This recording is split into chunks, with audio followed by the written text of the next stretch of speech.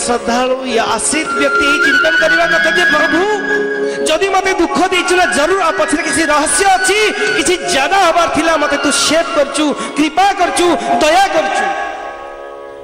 जदि कहा को धन देचु ना भगवान ये तोर दिया हुआ दान मोर किछि नहीं मो द्वारा किछि भल काम होबा पई तू दे माने मोर अनेक बार कहि भिखारी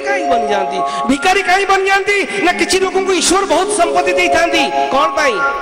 साथी पुणी कहला एक जो बाणी आज कहला गरीब को देखिबो गोविंद को देखिबो गरीब को देखे और गोविंद को देखे तेणु जदि धन देइछि धन तू रखिया पाई नुओ जख बनिया पाई नुओ अगला जन्म जख बन जीवु नहले नहले नहले कोन हबो ना टंकार रुखिया आइ बोलिबु जी जोथरे बहुत भल पाई से कीड़ा हुए माने ध्यान देना जी जोथरे एक गहरा रहस्य मन ये मान या न मान सत्य जी जो जिनस अति प्रिय थाए से जन्म हुए जे जोथरे अति प्रिय हुए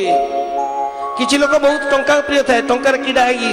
आ गोटे मनुष्यर